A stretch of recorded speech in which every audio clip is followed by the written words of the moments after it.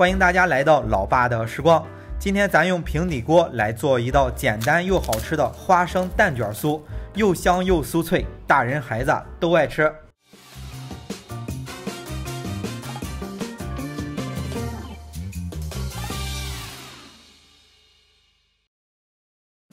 首先炒上少许的花生，用小火炒不要把皮炒糊了。制作的时候为了省事就不去皮了。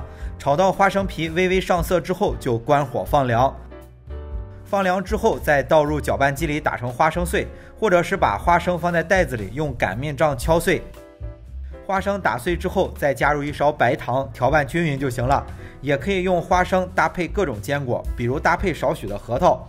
糖的话就根据自己的口味随便了。花生处理好之后，再来做一道简单的蛋卷皮。碗中打入3个中等大小的鸡蛋，然后把鸡蛋充分搅散。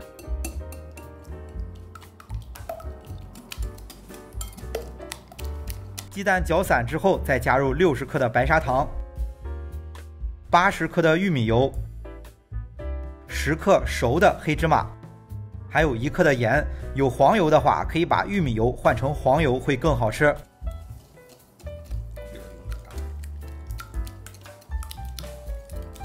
搅拌到白糖都融化了，最后加入90克的低筋面粉。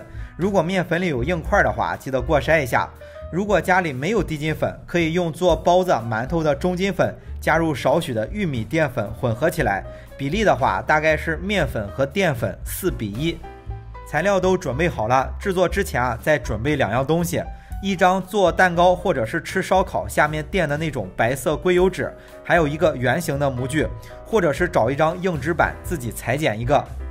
制作就非常简单就是把刚才混合好的面糊倒在平底锅里，不要太多，就普通吃饭的勺子大约2勺，然后迅速的把硅油纸垫在上面压平。平底锅最好是用不粘的一定要开最小火。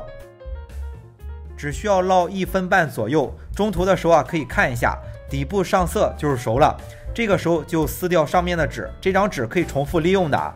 然后加入少许的花生，卷起来就做好了。卷的时候只能在平底锅里卷，拿出来卷的话就卷不起来了。卷起来之后再等个10多秒钟定型，取出放凉。卷的时候会有一点烫手，可以戴上一副干净的棉手套。这个就是平时吃的鸡蛋卷改进了一下，做成了简易版的花生酥，还不需要做蛋卷的机器，而且可以做成各种口味的，比如放上奥里奥饼干碎，做成巧克力味道的。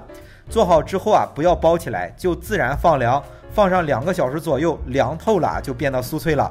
好了，为了方便大家去记，视频中所需要的材料，视频下方的备注栏或留言区有文字版的配料。有问题可以在留言区留言。大家如果喜欢老爸做的美食，记得帮忙关注点个赞，谢谢大家。那今天的这期美食到这里也就结束了，也祝大家生活愉快。